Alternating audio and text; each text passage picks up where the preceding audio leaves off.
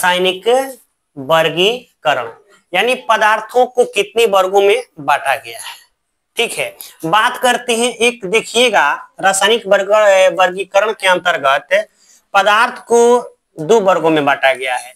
एक है शुद्ध पदार्थ, समझ गए ना, एक क्या है शुद्ध पदार्थ है और दूसरी जो है अशुद्ध पदार्थ है।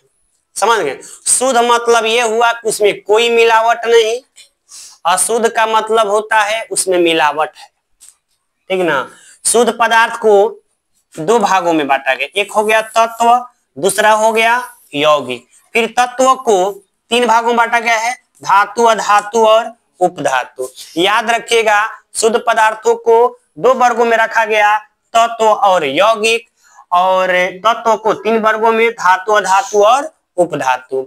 बात करते हैं अशुद्ध पदार्थों को दो भागों में बांटा गया, एक समांगी मिश्रण जिसकी मात्रा समान हो, विषमांगी मिश्रण जिसकी मात्रा समान न हो। समांगी में क्या होता है, विलयन होता है, विषमांगी में कोलाइड और निलंबन जिसको निस्पंदन भी कहा जाता है। यानी रासायनिक वर्गीकरण के आधार पर पदार्थों को दो वर्गों में बांटा गया है, शुद्ध पदार्थ और अशुद्ध पदार्थ। शुद्ध पदार्थों को दो भागों में, तत्व और यौगिक। तत्वों को तीन भागों में बांटा गया है, धातु, अधातु और उपधातु। बात करते हैं अशुद्ध पदार्थ में, अशुद्ध पदार्थों को दो भागों में बांटा गया है, समांगी मिश्रण और दूसरा विषमांगी मिश्रण। समझ गए, जिसमें समांगी में क्या होता है विलयन और विषमांगी में कोलाइड, निलंबन और क्या होता है निस्पंदन होता है। यहां तक किसी को कोई दिक्कत नहीं ना। बात करते हैं हम लोग तत्व की, एलिमेंट्स यानी तत्व क्या होता है। सुनिए, पदार्थ का वह सूक्ष्मतम रूप जिसे रासायनिक अभिक्रिया के द्वारा सरल पदार्थों में नहीं तोड़ा जा सकता है।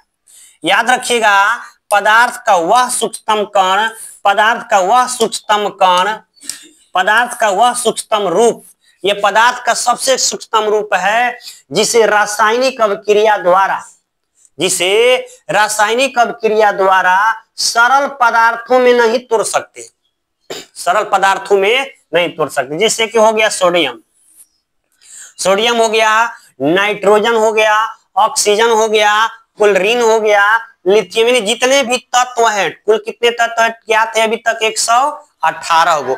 118 को जो पावर सारणी में तत्व हैं वो सब क्या है, उन लोग को ऐसे को क्या बोलते, तत्व बोलते हैं। 118 तत्व इसके क्या हो सकते हैं, एग्जाम्पल हो सकते हैं।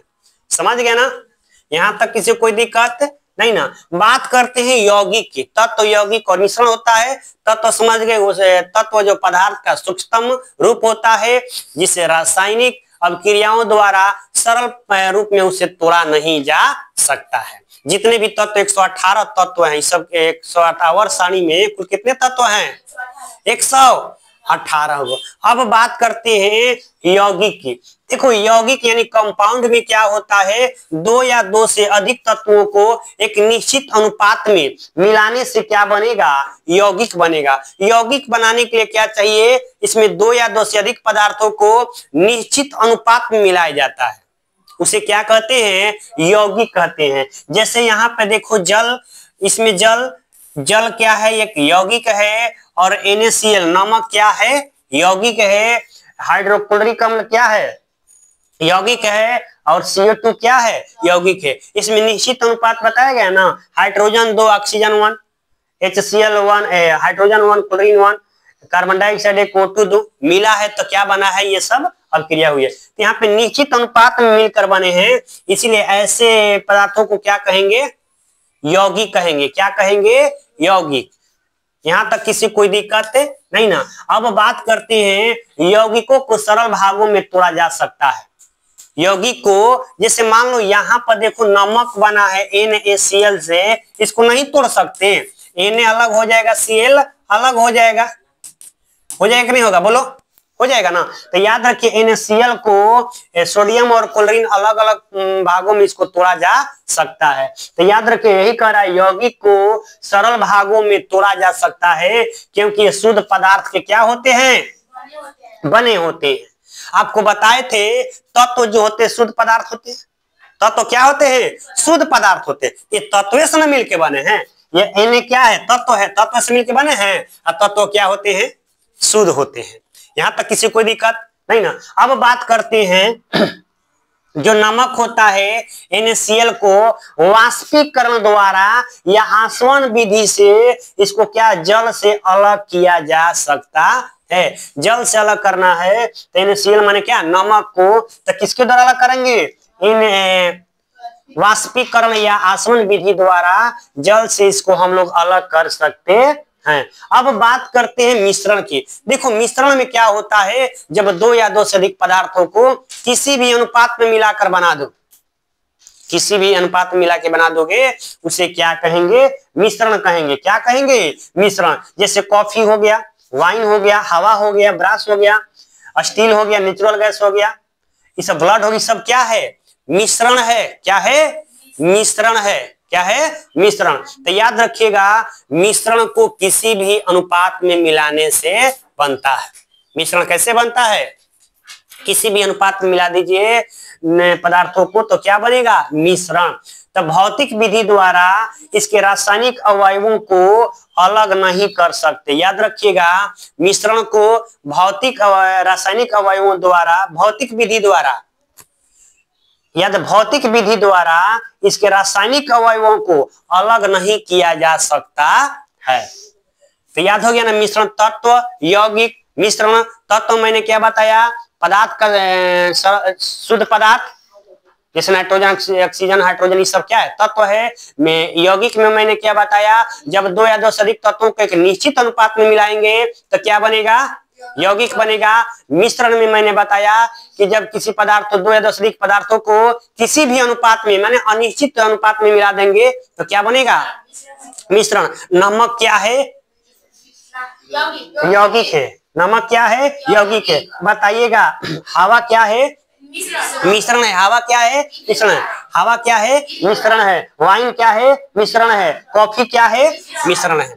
यहाँ तक किसी कोई दिक्कत नहीं ना। अब बात करते हैं मिश्रण को दो भागों में बांटा गया है, एक समांगी मिश्रण, दूसरा होता है विसमांगी मिश्रण। देखो समांगी में समान संगठन होता है, जैसे जल और चीनी का मिश्रण, जल और चीनी का मिश्रण समान होता है। दूसरा बात, विसमांगी में एक समान नहीं होते हैं, जैसे कोलाइड और निलंबन में इसे बांटा गया है। बताया था ना, विसमांगी मिश्रण को एक समान नहीं होते हैं, इसे किस रूप में बांटा गया है, कोलाइड और निलंबन में। किसमें बांटा गया है, कोलाइड और निलंबन में। अब बात करते हैं विलयन की, इधर ध्यान दीजिए, बहुत बात कर रहा है। विलयन की बात करते हैं। देखो जब दो या दो से अधिक पदार्थों का समांगी मिश्रण, दो या दो से अधिक पदार्थों का समांगी मिश्रण ही क्या कहलाता है, विलयन कहलाता है। क्या कहलाता है, विलयन। जैसे नींबू का जल, सोडा जल, ये सब क्या है, विलयन है। तो याद रखिएगा दो या दो से अधिक पदार्थों के समांगी मिश्रण को क्या कहेंगे, विलयन कहेंगे। देखो विलयन बराबर, याद रखिएगा हमेशा, विलयन बराबर होता है विलायक धन विलय। विलायक धन विलय, विलायक धन विलय। देखो ना विलय, विलयन हुआ, जैसे मान लीजिए विलयन है, मैंने क्या बना दिया, एक ये विलयन है, तो विलयन में विलयन बराबर क्या होता है, विलायक धन विलय। यानी विलयन में जिसकी मात्रा अधिक रहेगी उसे क्या कहेंगे, विलायक, और जिसकी मात्रा कम होगी उसे कहेंगे विलयन। ऐसे समझिए, मान लीजिए हमने यहाँ पे शरबत बनाया, क्या बनाया, शरबत बनाया, जो कि पानी और चीनी का है। पानी और चीनी का मैंने शरबत बना दिया ना। तो एक बात बताइएगा, अगर इसमें पानी की मात्रा अधिक है, इसमें पानी क्या है, अधिक है, तो इसमें जिसकी मात्रा अधिक है उसको विलायक कहेंगे, और चीनी इसमें बहुत कम है। तो याद रखिएगा जिसकी मात्रा कम होती है उसे क्या कहते हैं, विलय कहते हैं। क्या कहते हैं, विलय कहते हैं। शरबत बने तो चीनी अधिक रहेगा, पानी अधिक रहेगा, चीनी क्या रहेगा, कम रहेगा। तब विलय, याद रखिएगा विलयन बराबर विलायक धन विलय। विलायक धन, जिसकी मात्रा अधिक है उसे क्या कहेंगे, जिसकी मात्रा कम उसे विलय। और जब दोनों मिलेगा तो क्या बनेगा, बिलियन। क्या बनेगा? बिलियन। देखो यहाँ पर याद रखो, टीचर आयोडीन एक बिलियन है, टीचर आयोडीन क्या है?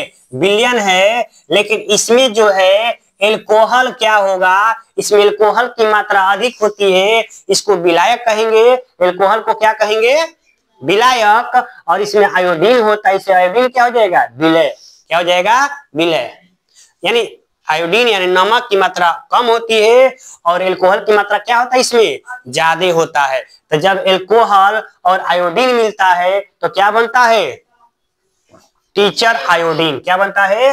टीचर आयोडीन बनता है। एक बात बताओ, आप लोग जानते हैं गैस, सुने ना? तो गैस यानी वायु गैस, किसकी बात करें? वायु गैस में विलायक कौन हो जाएगा? नाइट्रोजन, क्योंकि इसकी मात्रा सबसे अधिक होती है। नाइट्रोजन 78% है।